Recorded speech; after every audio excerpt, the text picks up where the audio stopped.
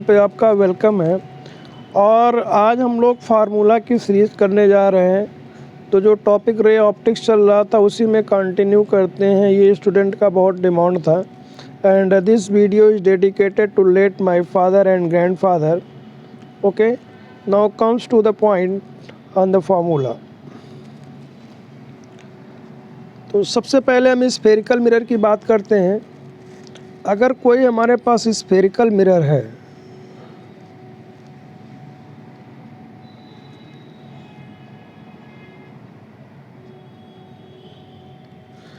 और उस spherical mirror के रेडियस ऑफ कर्वेचर और फोकस की बात करते हैं,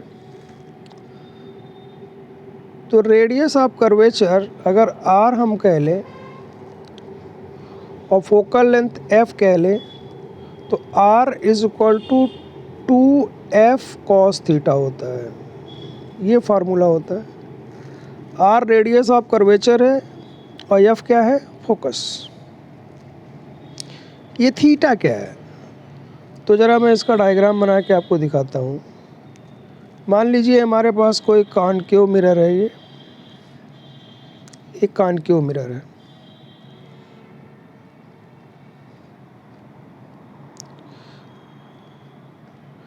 ये इसका पोल है, ये यहाँ पे इसका सेंटर है और ये फोकस है।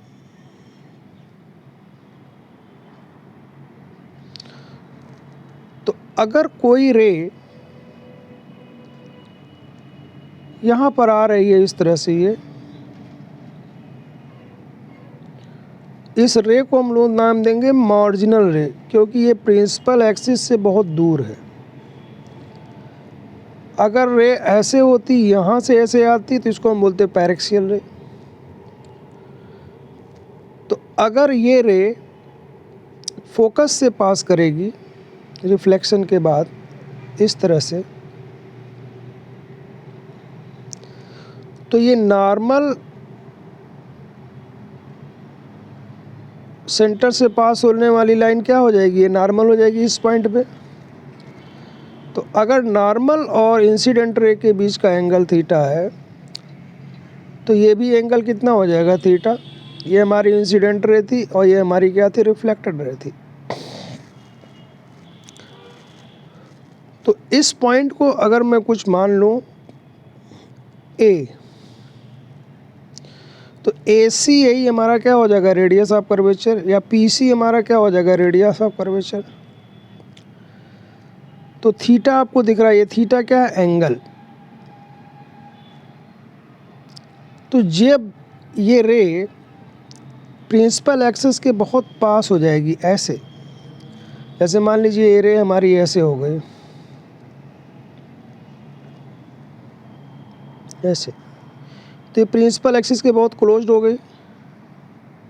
तो इसके लिए थीटा की वैल्यू बहुत कम होगी। और ये मार्जिनल रे है, इसके लिए थीटा की वैल्यू बहुत ज़्यादा है। तो पैरेक्सियल रे की अगर हम बात करें तो आर की वैल्यू, पैरेक्सियल रे की अगर हम बात करें तो आर की वैल्यू किसके बराबर हो जाएगी? 2f के। क्योंकि थीटा बहुत कम होगा तो थीटा ज़ीरो हो जाएगा, तो इसको हम cos ज़ीरो रख देंगे। तो cos zero is equal to कितना होता है? 1। तो r is equal to 2f। f क्या है? ये पोल से फोकस तक का जो डिस्टेंस, इसको फोकल लेंथ बोलते हैं। तो किसी भी मिरर का फोकल लेंथ और रेडियस में जो रिलेशन होता है वो r is equal to 2f होता है। किसके लिए? पैरेक्सियल रे के लिए। पैरेक्सियल रे के लिए। और 2f cos थीटा होता मार्जिनल रे के लिए। अगर मार्जिनल रे की बात करें, हम लोग के सिलेबस में मार्जिनल रे पढ़ना नहीं है, केवल पैरेक्सियल पढ़ना है। इसलिए हम लोग r is equal to 2f का यूज़ करते हैं, 2f cos थीटा का नहीं। लेकिन अगर आपसे पूछ लेता है एग्ज़ाम में कि स्फेरिकल मिरर का रेडियस और फोकस में रिलेशन बताओ, तो आपको ध्यान रखना पड़ेगा कि मार्जिनल रे के लिए r is equal to 2f cos theta होगा और पैरेक्सियल रे के लिए 2f होता है। और कोई भी मिरर है मान लीजिए ये मिरर है हमारा,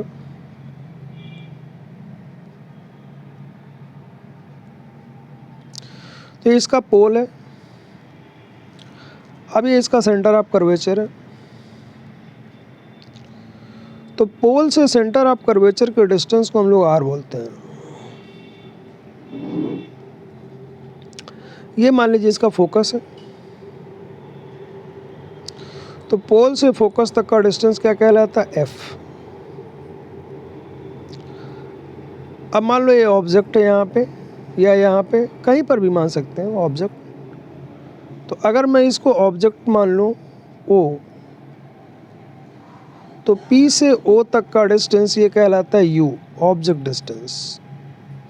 इसका इमेज कहीं बनेगा, मान लीजिए इमेज यहाँ बन रहा है ना, इस पॉइंट पे इमेज बन रहा है I।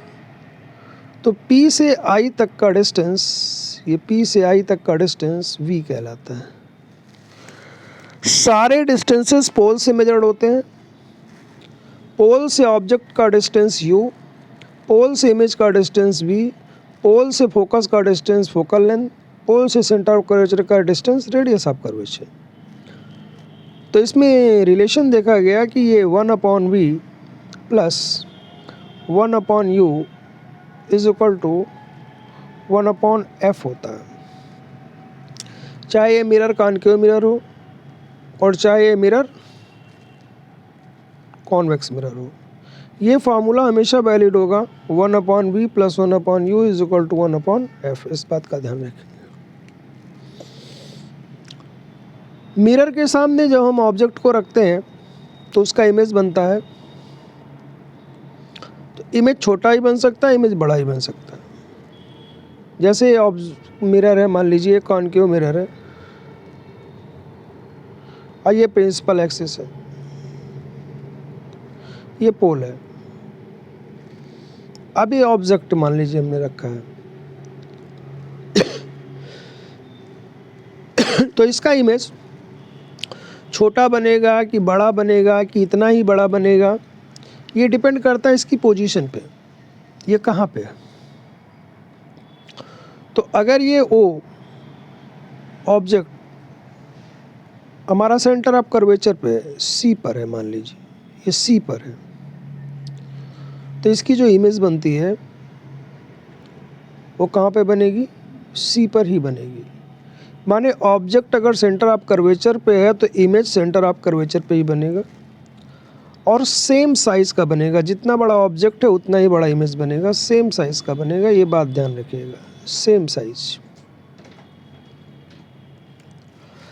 और अगर ऑब्जेक्ट सेंटर ऑफ कर्वेचर से पोल की तरफ है, मतलब ऑब्जेक्ट हमारा कहाँ है? सेंटर ऑफ कर्वेचर से पोल की तरफ है, तो फोकस की वही मेंशन कर लें यहाँ पे। मतलब ऑब्जेक्ट हमारा है फोकस से आगे और सेंटर ऑफ कर्वेचर के बीच में। ऑब्जेक्ट हमारा कहाँ है? फोकस से आगे और सेंटर ऑफ कर्वेचर के बीच में। तो इसका इमेज जो बनता है वो सेंटर ऑफ कर्वेचर के लेफ्ट में बनता है। माने इमेज जो हमारा बनेगा वो सेंटर ऑफ कर्वेचर से आगे वाला होगा और इन्फिनिटी से भी पहले वाला होगा।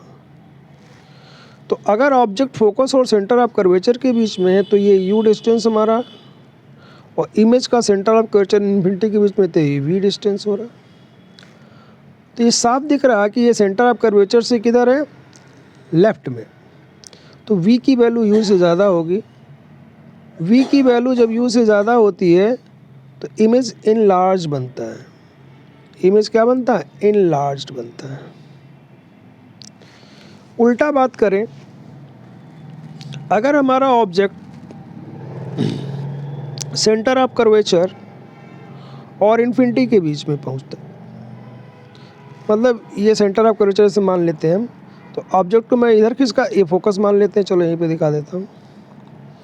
अगर ऑब्जेक्ट यहाँ पे है तो इमेज यहीं पे बनेगा, और ऑब्जेक्ट अगर इसके और इसके बीच में है, इसके और इसके बीच में है, तो ये इन्फिनिटी मान लेते हैं। तो इमेज जो है सेंटर ऑफ कर्वेचर इन्फिनिटी के बीच में बनता है।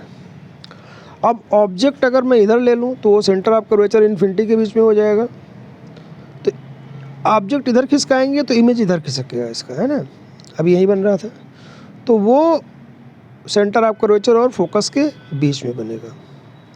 तो इमेज हमारा फोकस और सेंटर ऑफ कर्वेचर के बीच में बनेगा।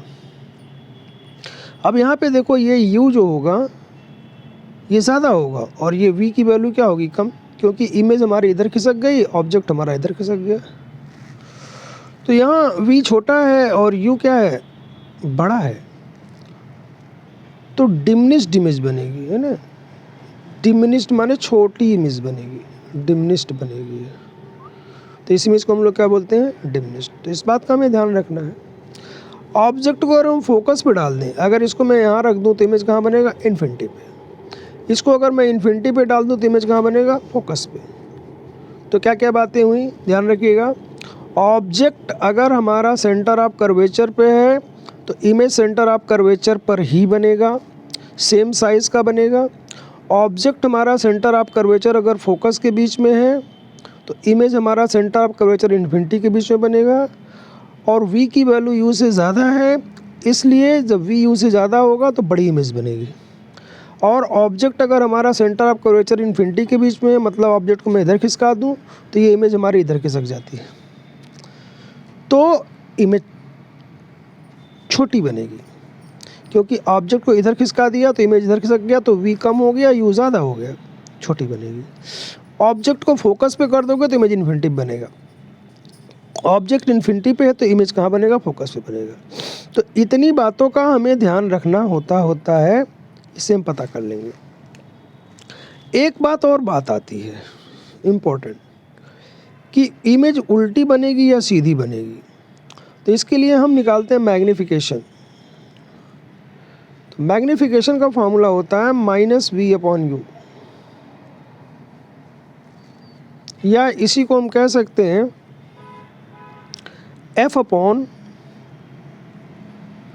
-u, या इसी को हम कह सकते हैं f - v/f। और यही हमारा height of image upon height of object होता है। HI मतलब हाइट ऑफ इमेज, HO माने हाइट ऑफ ऑब्जेक्ट। तो मैग्नीफिकेशन अगर हमारा पॉजिटिव आता है, अगर मैग्नीफिकेशन पॉजिटिव आता है तो इरेक्ट इमेज बनती है, इरेक्ट माने सीधी। और अगर हमारा मैग्नीफिकेशन नेगेटिव आता है तो इमेज हमारी इन्वर्टेड बनती है, इन्वर्टेड माने उल्टी इमेज बनेगी, इन्वर्टेड बनेगी। तो इस बात का ध्यान रखना है कि इमेज कैसा बनेगा। और m की वैल्यू अगर 1 से ज़्यादा है, जैसे मैं बता रहा था ना, v u से ज़्यादा हो जाए, तो v u से ज़्यादा हो जाएगा तो ये रेशियो क्या होगा, 1 से ज़्यादा। न्यूमेरिकल वैल्यू लेते हैं, माइनस से लेना देना नहीं, माइनस प्लस तो यही बताता है उल्टा या सीधा। तो अगर v u से ज़्यादा है तो m 1 से ज़्यादा हो जाएगा, तो इन लार्ज इमेज बनेगी, है ना। तो इमेज क्या बनती है, इन लार्ज इमेज बड़ी बनती है ऑब्जेक्ट से। और अगर m लेस देन 1 है तो क्या बनेगी, डिमिनिश्ड, डिमिनिश्ड बनती है। और अगर m = 1 है तो m = 1 का मतलब v और u बराबर हो जाए। तो v और u बराबर तभी होंगे जब ऑब्जेक्ट कहाँ पे होगा, सेंटर ऑफ कर्वेचर पे, क्योंकि जब ऑब्जेक्ट सेंटर ऑफ कर्वेचर बनता है तो इमेज वहीं बनती है। तो इसीलिए अगर ऑब्जेक्ट और इमेज सेंटर ऑफ, अगर ऑब्जेक्ट सेंटर ऑफ कर्वेचर पे रखा है तो इमेज सेंटर ऑफ कर्वेचर बनता है, तो सेम साइज़ का बनता है ना। तो इसमें क्या बनता है, सेम साइज़ का बन जाता है, ये सेम साइज्ड बन जाएगा। अब इसमें मेन मुद्दा होता है v, u और f की वैल्यू रखना। तो इसमें थोड़ा पेच भी होता है, अच्छे सवालों में थोड़ा पेच फंसता है, लेकिन अगर सिंपल सवाल है तो पेच नहीं फंसेगा। अच्छे सवाल का मतलब, अगर एक से ज़्यादा लेंस है, मिरर है, 2 मिरर हैं, या एक लेंस एक मिरर है, तो उसमें आपको साइन कन्वेंशन क्या फॉलो करना है, ये देखें। पहले तो मैं सिंपल बता दूं, मिरर अगर एक है या लेंस एक है, ठीक, जैसे मान लो ये मिरर है, तो लेफ्ट साइड में अगर है मिरर के इधर लेफ्ट, इसको मैं लेफ्ट मान रहा हूँ, पॉलिश वाला जो नहीं है इधर राइट मानता हूँ। तो लेफ्ट साइड में अगर सेंटर है, लेफ्ट साइड में अगर फोकस है, लेफ्ट साइड में ऑब्जेक्ट है, लेफ्ट साइड में इमेज है, तो सब नेगेटिव होगा। लेफ्ट की चीज़ सारी क्या हो जाएंगी? नेगेटिव। माने एफ भी नेगेटिव होगा, आर भी नेगेटिव होगा, ओ भी नेगेटिव होगा, यू भी नेगेटिव होगा, वी भी नेगेटिव होगा। अगर कोई राइट साइड में है तो ये पॉजिटिव होता है। तो बस इतने से हमारा काम चल जाएगा। लेकिन साइन कन्वेंशन की बात करें तो साइन कन्वेंशन ये कहता है कि इंसिडेंट रे के डायरेक्शन में जो डिस्टेंस मेजर्ड होता है वो पॉजिटिव होता है, और इंसिडेंट रे के जो अपोजिट होता है वो नेगेटिव होता है, और सारे डिस्टेंसेस पोल से मेजर्ड होते हैं। अब मुद्दा ये है इंसिडेंट रे क्या है। तो ये मिरर है मान लीजिए, है ना, ये मिरर है मान लीजिए, और ये ऑब्जेक्ट है, ये ऑब्जेक्ट है, ये मिरर है, ये पोल है। इंसिडेंट रे ढूंढना है, तो इंसिडेंट रे ऑब्जेक्ट से निकलती है। तो आपकी सहूलियत के लिए मैं बता दूं, इसी डायरेक्शन को आप इंसिडेंट रे का डायरेक्शन मान लो, बस बात खत्म, काम खत्म। इस डायरेक्शन को आप इंसिडेंट रे का डायरेक्शन मान लो, कभी कंफ्यूजन नहीं होगा। अब जैसे मान लो ऑब्जेक्ट यहाँ है, मान लो ये 10 सेंटीमीटर पे है, तो यू 10 सेंटीमीटर हुआ। अब मुद्दा है प्लस लिखेंगे माइनस, तो इसको हम नापेंगे कहाँ? पोल से। पोल से कहाँ चलेंगे? ऑब्जेक्ट की तरफ। तो इंसिडेंट रे हमारी इधर है, चल हम इधर रहे, तो यहाँ यू की वैल्यू कितनी हो जाएगी? -10 सेंटीमीटर। तो जब एक से ज़्यादा मिरर होते हैं और एक मिरर हो या लेंस हो, उनके कॉम्बिनेशन वाले सवाल बनते हैं, तो वहाँ पे ये आपका सही रिजल्ट देगा। ये सही रिजल्ट नहीं देगा, ये गलत रिजल्ट दे सकता है। लेकिन अगर एक मिरर है तो ये हमेशा सही रिजल्ट देगा, कोई टेंशन नहीं है ना। तो इस बात का आप ध्यान रखेंगे। अब आपको बता दें कि कोई भी ऑब्जेक्ट जो है उसका जो इमेज बनता है उसके लिए कोई रूल होते हैं, तो बहुत आसानी से रूल मिल जाता है। वैसे तो अभी मैंने आपको मिरर का बता दिया, कॉनकेव मिरर का, है ना। जैसे एक बार और मैं ब्रीफ कर दूं,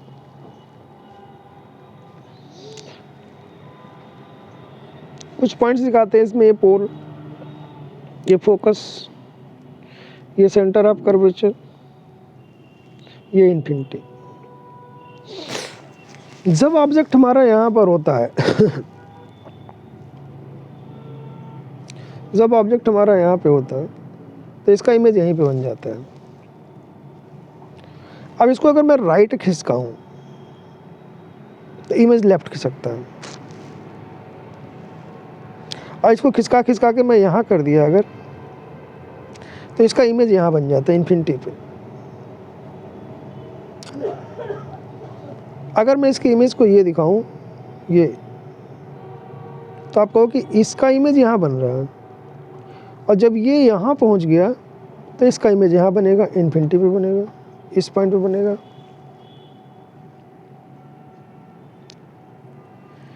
अब मैं इसको और खिसका दूं आगे, मान लो यहाँ कर दूं, तब इन्फिनिटी के आगे इमेज कहाँ जाएगा? कहीं नहीं जाएगा। इधर कहाँ जाएगा? तब ये इमेज इधर चला आता है, माने पॉलिश साइड में बनेगा, ऐसे इधर कहीं इमेज बनेगा, पॉलिश साइड में बनेगा। छोटा बनेगा, बड़ा बनेगा, तो मैग्नीफिकेशन निकालने के बाद पता चलेगा। तो ये वर्चुअल इमेज बनेगा। जो पॉलिश साइड में इमेज बनता है वो वर्चुअल होता है, और जो बिना पॉलिश में बनेगा वो रियल होगा। तो जब तक ऑब्जेक्ट फोकस और इन्फिनिटी के बीच में है, देखिएगा, फोकस और इन्फिनिटी के बीच में है, तो इमेज हमेशा रियल बनेगा। कॉनकेव मिरर की बात कर रहा हूँ, फोकस और इन्फिनिटी। और जब ऑब्जेक्ट फोकस और पोल के बीच में आता है तो इमेज वर्चुअल बनता है, क्योंकि राइट साइड में चला जाता है। अब छोटा बनेगा, बड़ा बनेगा, वो तो हम निकाल लेंगे मैग्नीफिकेशन, एक से ज़्यादा आ रहा है कि एक से कम आ रहा है, उल्टा बनेगा कि सीधा बनेगा, तो हम निकाल लेंगे, प्लस आएगा तो सीधा, माइनस आएगा तो उल्टा। वैसे जो रियल इमेज बनती है, माने जो लेफ्ट में बनेगी इधर, वो हमेशा क्या होती है, इन्वर्टेड, क्योंकि रियल इमेज हमेशा इन्वर्टेड होती है। और जो इधर बनेगी पॉलिश साइड में, वो क्या बनती है, इरेक्ट। वर्चुअल इमेज इरेक्ट होती है, रियल इमेज हमारी जो होती है इन्वर्टेड। क्यों? क्योंकि भाई m इज इक्वल टू, मैंने बताया था, माइनस v अपॉन यू। तो इमेज अगर रियल है तो लेफ्ट में बनेगी, तो v भी लेफ्ट में, u भी लेफ्ट में, v भी नेगेटिव, u भी नेगेटिव, नेगेटिव नेगेटिव कट जाएगा तो माइनस बचेगा। और वर्चुअल इमेज की बात करें तो जो हमारी वर्चुअल इमेज होती है वो इरेक्ट होती है। क्यों? क्योंकि उसमें अगर हम निकालेंगे तो देखो माइनस v अपॉन यू। अब वर्चुअल इमेज है तो इमेज इधर बनेगा, तो राइट वाला ये v क्या हो जाएगा, प्लस, और u क्या हो जाएगा, माइनस। तो एक प्लस एक माइनस, नीचे माइनस माइनस क्या हो जाएगा, प्लस, तो इरेक्ट हो जाएगा। इतनी बात समझ में आ गई आपको? तो इस चीज़ का आप ध्यान रखेंगे। और वैसे मैग्नीफिकेशन का फॉर्मूला रियल में क्या है, height of image upon height of object. मतलब इमेज ऑब्जेक्ट से छोटा बन रहा है कि इमेज ऑब्जेक्ट से बड़ा बन रहा है, ये बताता है मैग्नीफिकेशन। समझ में आया? अच्छा, ये जो एक चीज़ और बता दें आपको, मैग्नीफिकेशन दो होता है। मैग्नीफिकेशन हमारा दो होता है, एक होता है लॉन्गिट्यूडनल मैग्नीफिकेशन और एक होता है सुपरफिशियल मैग्नीफिकेशन। क्या मतलब होता है? जैसे मान लो ये मिरर है, ये मिरर है और मेरे पास ये ऑब्जेक्ट है, ये ऑब्जेक्ट है। अब इस ऑब्जेक्ट को हमको यहाँ पे रखना है, तो इसको रखने के दो तरीके हो गए। कितने तरीके हो गए? दो। कौन से दो तरीके? एक तो मैं इसको ऐसे रख दूं, ऐसे,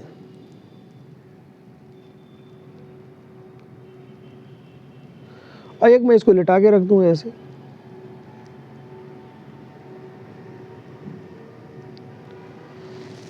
तो इसका मैग्नीफिकेशन और इसका मैग्नीफिकेशन, ये क्या है, ट्रांसवर्स, और ये क्या है, लॉन्गिट्यूडनल। इसका मैग्नीफिकेशन MT ट्रांसवर्स, और इसका मैग्नीफिकेशन ML लॉन्गिट्यूडनल। इसका इमेज एक्सटेंडेड बनेगा। तो ये MT हम लोग क्या पढ़ते थे, माइनस v अपॉन यू। तो ये जो ML होता है लॉन्गिट्यूडनल मैग्नीफिकेशन, ये MT का स्क्वायर होता है। इस बात का आपको ध्यान रखना है। ML जो होता है MT का स्क्वायर होता है। माने लॉन्गिट्यूडनल मैग्नीफिकेशन ट्रांसवर्स मैग्नीफिकेशन का स्क्वायर। तो अगर ऑब्जेक्ट ऐसे रखा है, आपसे मैग्नीफिकेशन पूछे, तो आप क्या करो, ट्रांसवर्स वाला निकाल लो, माइनस v अपॉन यू से, उसको स्क्वायर कर दो तो लॉन्गिट्यूडनल मैग्नीफिकेशन मिल जाएगा। क्लियर हो गई बात?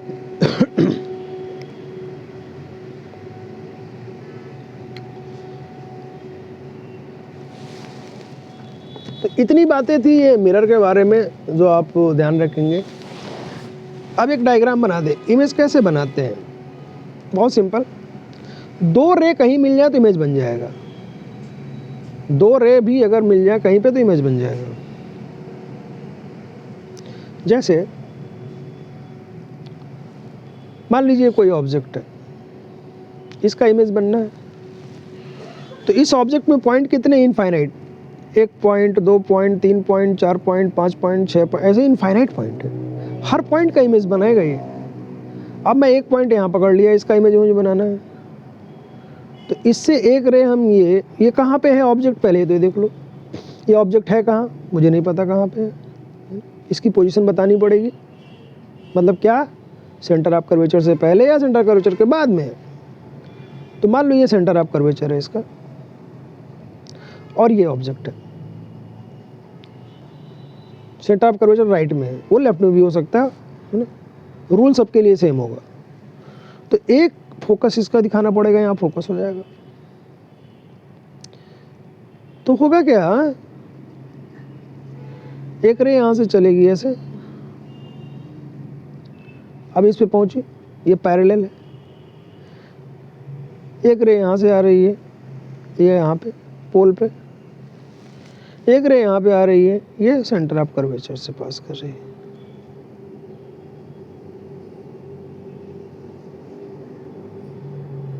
सेंटर ऑफ कर्वेचर से पास कर रही है, ये सेंटर ऑफ कर्वेचर से पास कर रही है। तो क्या होगा, जब ये मिरर पे पहुंचेंगी तो आगे तो इनको जाना नहीं है, रिफ्लेक्ट होना है। तो ये जो पैरेलल जा रही थी प्रिंसिपल एक्सिस की, ये पैरेलल, ये क्या करेगी, ये ऐसे फोकस से रिफ्लेक्ट हो जाएगी, फोकस से। और ये जो सेंटर ऑफ कर्वेचर पे आ रही थी, ये वाली, ये जो आ रही थी, ये इसी रास्ते पे लौट जाएगी, क्योंकि सेंटर ऑफ कर्वेचर से जो पास होती है उसी लाइन पे लौट जाती है, क्योंकि इसके लिए आई 0 होता, आर 0 होता। और ये जो आ रही थी ऐसे, ये वाली, ये, तो ये क्या करेगी, इस तरह से ये रिफ्लेक्ट करती है। तो आपने क्या देखा, ये तीनों रे इस पॉइंट पे मिल रही हैं, तो यहीं पे इसका इमेज बन जाएगा। तो जब आपको इमेज बनाना हो तो 3 रे पकड़िए, एक पकड़िए पैरेलल टू प्रिंसिपल एक्सिस, एक पकड़िए जो पोल पे जा रही है, एक पकड़िए जो सेंटर ऑफ कर्वेचर से जा रही है। तो जो सेंटर ऑफ कर्वेचर से जाती है उसी रास्ते पे लौट जाती है, और जो पैरेलल जा रही है फोकस जा रही है, 2 कट गई, यही इमेज बन जाएगा। अब ये तीसरी जो पोल से जा रही थी वो भी यहीं आएगी। वैसे मैं आपको बता दूं कि इस पॉइंट से इनफाइनाइट रेज निकलेंगी, सब की सब इससे पड़ेंगी, सब इसी पॉइंट से पास करेंगे, इसी कटिंग पॉइंट से। अब मैं आपको ये एक्सप्लेन कर दूं, ये जो पैरेलल जा रही है फोकस से क्यों जाएगी, और ये जो पोल से आ रही थी ऐसे क्यों आई, और ये जो सेंटर ऑफ कर्वेचर पे आ रही थी ये इसी लाइन पे क्यों लौट गई। ये 3 बातें अलग अलग एक्सप्लेन कर देता हूँ, तो आपको क्लियर हो जाएगा। देखिए मैं क्या बता रहा हूँ, मैं बता रहा हूँ कि ये मिरर है, ये मिरर है, और ये इसका सेंटर ऑफ कर्वेचर है, ये इसका फोकस है। अब एक रे इस पे कौन सी आ रही थी, पैरेलल, ये जो पैरेलल रे आ रही थी ऐसे यहाँ पे, ये फोकस से क्यों जाएगी। तो जब ये इस पॉइंट पे मिरर पे पहुंचेगी तो मुझे क्या चाहिए, नॉर्मल। तो नॉर्मल कहाँ से मिलता है भाई, सेंटर से पास होने वाली लाइन, ये नॉर्मल हो गई, ये देखो ये नॉर्मल हो गई ये लाइन। अब ये इंसिडेंट रहती, ये नॉर्मल था, तो ये एंगल ऑफ इंसिडेंस हो गया। कौन सा एंगल ऑफ इंसिडेंस हो गया, ये हो गया एंगल ऑफ इंसिडेंस। अब इस रे को रिफ्लेक्ट होना है, तो रिफ्लेक्शन में angle of incidence angle of reflection same होता है। तो ये आई, अब ये ऐसे आएगी, तो ये एंगल जो ऐसा बनता है कि ये फोकस से ही पास करे, मतलब यहाँ पे जो रिफ्लेक्टेड रे होगी हमारी वो ऐसे ही पास करेगी यहाँ पे। तभी जो है ये वाला एंगल, ये जो आर होगा हमारा, ये आई के बराबर होगा। अगर इधर उधर से कहीं से पास करेगी तो ये आई और आर बराबर नहीं होंगे, और लॉ ऑफ रिफ्लेक्शन कहता है कि आई और आर बराबर होने चाहिए। और सेंटर से जो लाइन जाती है वो नॉर्मल होती है, ये हमारा नॉर्मल है। तो इसीलिए जो प्रिंसिपल एक्सिस के पैरेलल ले जाती है हमेशा फोकस से पास करती है। अब कोई रे मान लीजिए कि ऐसे जा रही है, अलग में दिखाता हूँ, ठीक है, वरना कंफ्यूज कर जाओगे, अलग में दिखाता हूँ। मान लो ये हमारा मिरर है,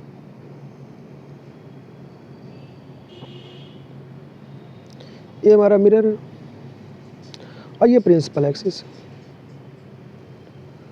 तो यहाँ पे ये रे आ रही है ऐसे पोल पे, ये, और हमें क्या चाहिए, नॉर्मल। तो ये मान लो सेंटर इसका है, तो नॉर्मल लाइन तो यही हो गई, इस पॉइंट पे जाना है, ये हो गई नॉर्मल वाली, यही नॉर्मल हो गई। तो ये हुआ एंगल ऑफ इंसिडेंस। तो अब ये रिफ्लेक्ट करेगी तो इसी एंगल पर रिफ्लेक्ट करेगी, it will reflect at the same angle. देखो ये इस तरह से रिफ्लेक्ट करेगी कि ये वाला एंगल और ये वाला एंगल दोनों क्या हो जाए, बराबर हो जाए, और तो ये हमारी इंसिडेंट रे थी और ये हमारी रिफ्लेक्टेड रे हो गई, और ये हमारा हो गया नॉर्मल। यहाँ पे नॉर्मल यही हो गया, सेंटर से पास होने वाली लाइन नॉर्मल हो गई है। तीसरा केस हमने बताया था कि सेंटर ऑफ कर्वेचर से अगर कोई रे पास कर रही है तो उसी लाइन पे रिफ्लेक्ट कर जाती है। ऐसा क्यों? तो ये रे हो गई हमारी, ये हमारा सेंटर ऑफ कर्वेचर है, मान लीजिए ये सेंटर ऑफ कर्वेचर है। अब अगर कोई रे सेंटर ऑफ कर्वेचर से पास कर रही है ऐसे, मान लीजिए ऐसे जा रही है, तो अब इस पॉइंट पे पहुंची तो मुझे नॉर्मल चाहिए। तो भैया नॉर्मल कौन सी लाइन होगी, जरा बताओ, नॉर्मल कौन सी लाइन होगी, सेंटर से पास होने वाली। तो यही लाइन मेरी क्या हो गई, नॉर्मल हो गई। यही लाइन क्या हो गई, मेरी नॉर्मल हो गई। तो यहाँ पे तो आई ज़ीरो हो गया, आई हमारा क्या हो गया, ज़ीरो। तो अगर आई ज़ीरो हो गया इसके लिए, क्योंकि ये इंसिडेंट रे हुई, ये इंसिडेंट रे हुई और यही नॉर्मल हो गया, तो दोनों के बीच का एंगल ज़ीरो हो गया। तो आर भी ज़ीरो होगा। तो आर ज़ीरो कब होगा, रखिए रखिए रखो, R is equal to zero कब होगा, जब वो इसी लाइन पे रिफ्लेक्ट कर जाएगी, तो आर भी ज़ीरो हो जाएगा। इसीलिए कहा जाता है कि जब कोई रे नॉर्मल से पास करती है, सेंटर से पास करती है, तो वो जिस रे पे, जिस पाथ पे जाती है उसी पाथ पे लौट के आती है। तो यहाँ पे I is equal to zero हो गया और आर इज इक्वल टू भी ज़ीरो हो गया। तो ये होता है इमेज फॉर्मेशन का, है ना। अब रटना नहीं है कि फोकल पोल फोकस के बीच में होगा तो हाँ होगा, यहाँ होगा, ऐसा कुछ नहीं। फिर एक बार रिवाइज करते तो हमने, सेंटर ऑफ कर्वेचर पे होगा तो वही इमेज बनेगा, फोकस पे होगा तो इन्फिनिटी पे बनता है, इन्फिनिटी पे होता है तो फोकस पे बनता है, सेंटर ऑफ कर्वेचर पे होगा तो सेम साइज का होगा। उसके बाद मैंने समझा दिया, आगे खिसकाओगे तो पीछे खिसकाओगे तो वी कैसे बदलेगा, यू कैसे बदलेगा, और वी और यू के अकॉर्डिंग तुम पता कर लो कि इमेज छोटी बनेगी या बड़ी बनेगी। और जब इमेज बनाना हो तो 3 रे पकड़ लो, किसी भी पॉइंट का इमेज बन जाएगा। 2 ही से बन जाएगा, 3 क्या है ना, 2 ही से बन जाएगा। एक पैरेलल वाली पकड़ लो, एक सेंटर वाली पकड़ लो, सेंटर वाली ना मिले तो पोल वाली पकड़ लो, काम खत्म। जैसे मान लो कोई ये ऑब्जेक्ट है, जैसे ये ऑब्जेक्ट है, तो ये तो पक्का है यार, इसका सेंटर इधर ही कहीं होगा, नो प्रॉब्लम एट ऑल, है ना। अब ऑब्जेक्ट मान लो तुम्हारा यहाँ पे, ये ऑब्जेक्ट है। अब एक पैरेलल जा रही है तो वो कहाँ से पास करेगी, फोकस से, काम खत्म। देखो ये हो गया, ये पैरेलल जा रही थी, ये कहाँ से पास करी, फोकस से। इस पॉइंट को मैंने क्या मान लिया, फोकस। और एक यहाँ से ले लो, ये पोल पे जो आ रही है ऐसे, तो ये जितने एंगल पे आएगी उतने पे ये लौटेगी। ये देखो ये कट कर गई तो यही इसका इमेज बन जाएगा। तो ये तेरा ऑब्जेक्ट था और ये तेरा इमेज बन गया, काम खत्म, नो टेंशन एट ऑल। बाकी जितनी भी इससे इनफाइनाइट रे निकलेंगी इस पॉइंट से, फिर देखो सारी यहीं पे मिलेंगी आकर के कट करके। ओके, तो इस बात का ध्यान में रखिएगा। Okay, thank you.